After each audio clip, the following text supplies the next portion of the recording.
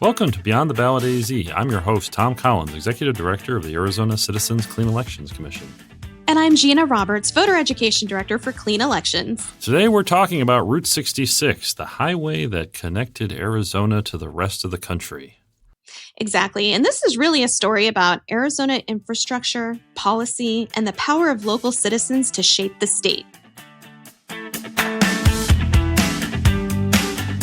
We're here with Leah Stagg, the director of the Mojave County Historical Society that operates the Route 66 Historical Museum. Leah, thanks for joining Beyond the Ballot AZ.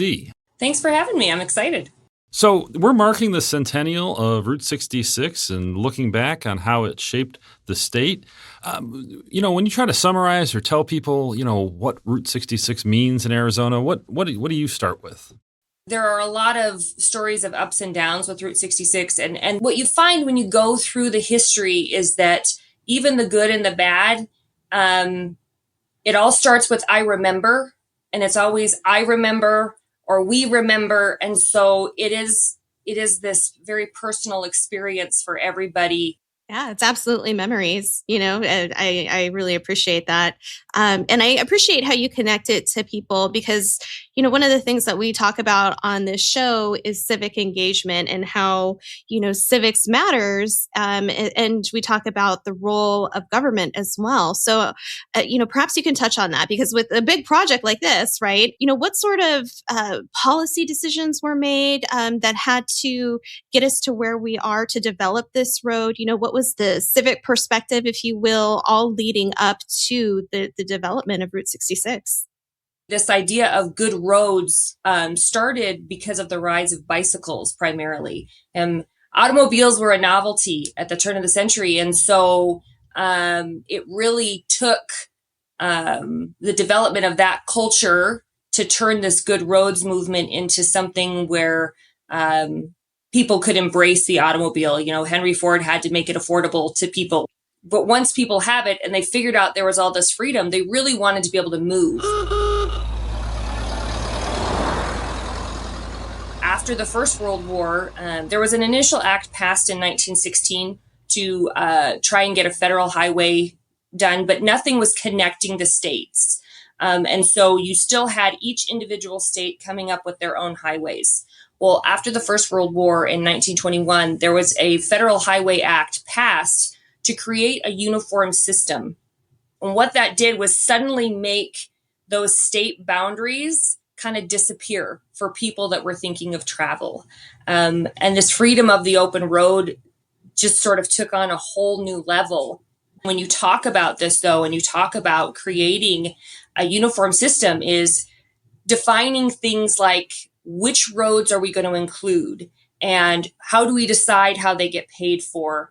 And the big word that kept coming up was maintenance. How do we maintain these roads and who maintains these roads? We run into this today.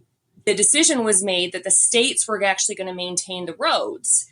And the states, some states that was much more doable. Other states in the West, that was a bit of a struggle. You don't have a big population. Arizona is one of those states. You don't have a big population, and putting a road in through the desert is not an easy task.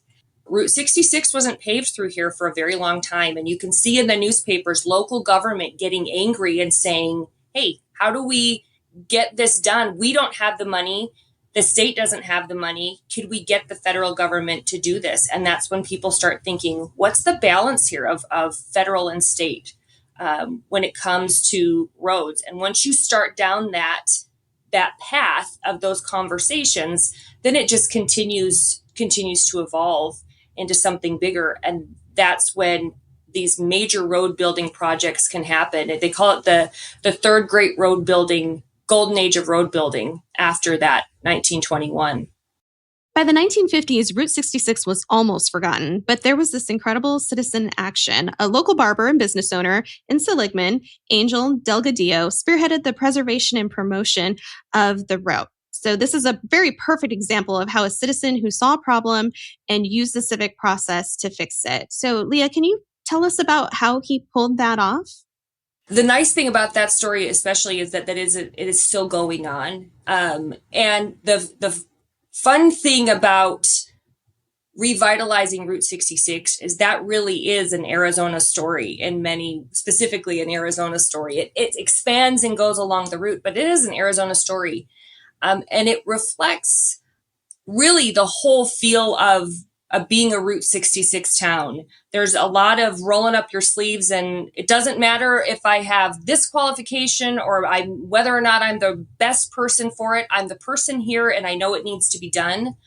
And so there's a lot about the people that made the difference and pushed hard for it. And it really was just a lot of pushing and reminding. And Angel Delgadillo just didn't stop.